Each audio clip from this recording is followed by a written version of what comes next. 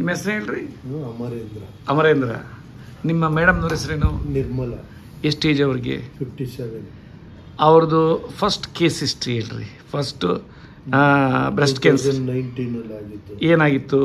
Breast cancer ಆಗಿ tumour ಇತ್ತು, remove ಮಾಡಿದ್ರು. ಬ್ರೆಸ್ಟ್ ರಿಮೂವ್ ಮಾಡಿದ್ರು ಲೆಫ್ಟ್. ಅದಾದ್ಮೇಲೆ 8 ಸೈಕಲ್ ಕೀಮೋ ಕೊಟ್ಟಿದ್ದು. ಅವ್ರಿಗೆ R2 ಪಾಸಿಟಿವ್ ಅಂತ ಬಂದಿತ್ತು. 17 ಸೈಕಲ್ R17 ಇಂಜೆಕ್ಷನ್ಸ್ ಕೊಟ್ಟರು. ಅದಾಗಿ 2 ಇಯರ್ಸ್ ಆದ್ಮೇಲೆ ಎಲ್ಲ ನಾರ್ಮಲ್ ಆಗೇ ಇದ್ರು. ಸೆಕೆಂಡ್ ಟೈಮ್ ತಿರ್ಗಾ ಅವ್ರಿಗೆ ಸ್ಟಾರ್ಟ್ ಆಯ್ತು. ಎಲ್ಲಿ? ಈ ಲಿವರ್ ಹತ್ರ, ಬೋನ್ ಹತ್ರ ಸ್ವಲ್ಪ ಅದು ಸ್ಪ್ರೆಡ್ ಆಗಿದೆ ಅಂತ ಪೆಟ್ ಸ್ಕ್ಯಾನ್ ಅಲ್ಲಿ ಬಂತು. ಅದು ಬಂದ್ಮೇಲೆ ಆಮೇಲೆ ನಿಮ್ಮ ಹತ್ರ ಬಂದ್ವಿ ನಾವು.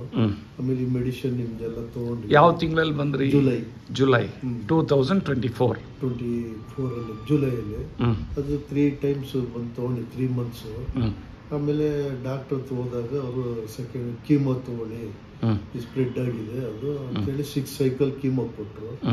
6 ಸೈಕಲ್ ಕೀಮೋ ಕೊಟ್ಟು ಆಮೇಲೆ ಮೆಡಿಸಿನ್ ಎಲ್ಲ ಕೊಟ್ಟರು. ಈಗ ಲಾಸ್ಟ್ ಮಂತ್ ಕ್ಲಿಯರ್ ಆಯ್ತು.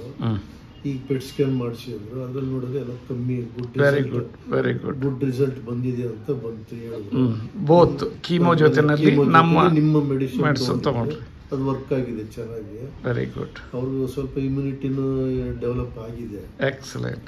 ಭಾರಿ ಖುಷಿ ಆಯಿತು. ಯಾಕೆಂದರೆ ಸೇಮ್ ಕೇಸು ಮಿಸ್ಸಸ್ ತ್ರಿಪಾಠಿ ಅಂತ, ಅವರು ಬ್ರೆಸ್ಟ್ ಕ್ಯಾನ್ಸರ್ ಆಗಿತ್ತು 2019 ಮತ್ತೆ ಕ್ಲಿಯರ್ ಆಯಿತು. 2022 ಡಿಸೆಂಬರಲ್ಲಿ ಮತ್ತೆ ರಿಲ್ಯಾಪ್ಸ್ ಆಯಿತು ಲಿವರ್ಗೆ. 23 3 ತಿಂಗಳಲ್ಲೇ ಅವ್ರು ಕ್ಲಿಯರ್ ಆಯಿತು.